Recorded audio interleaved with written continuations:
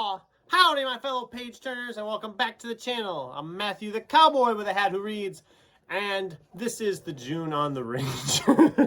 This is the June on the Range wrap-up, review, discussion, whatever you want to call it. I'm essentially just going to spend time talking about the two books I read for June on the Range and my thoughts on them. So we'll start off, of course, with Lonesome Dove.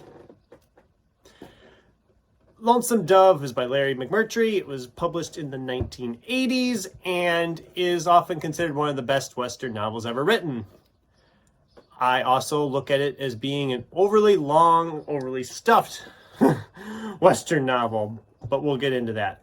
So it's essentially about a group of characters driving cattle from Texas up to Montana to get settled on there while there's still all this open, free terrain, and they figure they can be the first cattle farmers in Montana.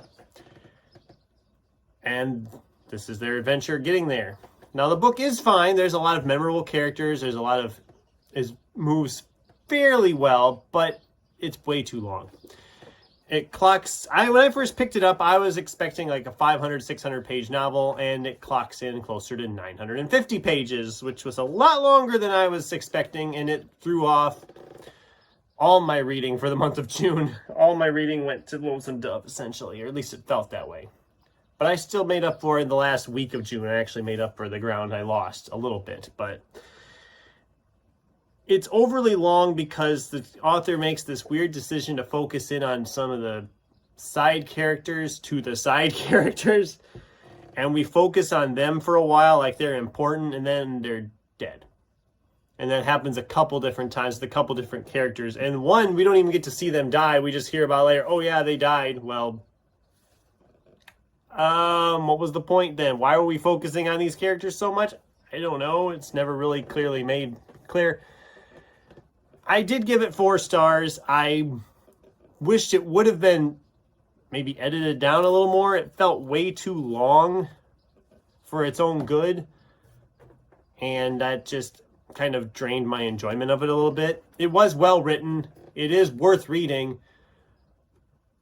But when it does divert from the main characters, it feels like the book does slow down considerably and grind down to a halt. But I got it finished, and I still had time to get the other Western novel I wanted to read this month done, and that was, well, it's not really a Western, but it kind of is. Jonathan Janz's Dust Devils. And this book, I didn't love this one either. This book, it sets it kind of up as essentially cowboys and vampires. And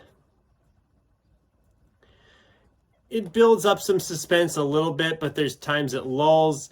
One of the characters that's acknowledged on the back as being one of our main characters is this 12-year-old boy, and he disappears for like a good third in the middle of the book. He's just not there. And then it goes in a direction I didn't care for. It gets very... I mean, if you've read just Westerns and you haven't read much horror, you will hate this book. Because it gets to a point, it gets hard R. It gets overly bloody. It gets overly explicit sexual scenes. I mean, it's just flat out. I mean, there's this very explicit sex scene in front of a bunch of people in this saloon during a saloon type show that the characters, these vampires, are supposedly putting on.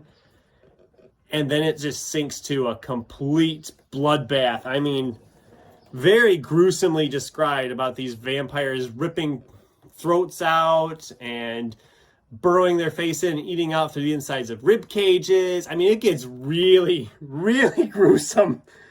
And I was not expecting it. I moved through it really quick. It's fairly short. It's like 250 pages. So it moves right along, but it gets really, really, really gory, really gruesome. If that's your thing, great. I don't let it bother me, but I just didn't expect it so much. Maybe that's a normal Jonathan Janz thing. I don't know, but it's well written, but it's very, very explicit, and the body count in this novel is extremely high. I mean, I'm betting within these 250 pages, we have at least probably 50 characters, 50 people die. I mean, it's gruesomely gruesome. And I don't know, I thought it was fine, but I don't think it's one I would read again, so I'm actually going to let that one go. But if you're looking for a gory, bloody Western with vampires, there you go. Anyway, that's what I read for June on the Range. I just wanted to do a video kind of talking about what I thought of the two books. I guess I didn't say Dust Devils, I did give 3 stars because obviously it held my interest. I flew through it really quickly, but I can't give it 4 or 5 because I just thought it got a little bit to be too much. So that's what I read for June on the Range. What did you guys read for June on the Range? Or did you not participate in June on the Range? I'd love to hear from you in the comments down below. Thanks for watching. And until next time, keep turning pages. Oh, and one more thing. Yeehaw!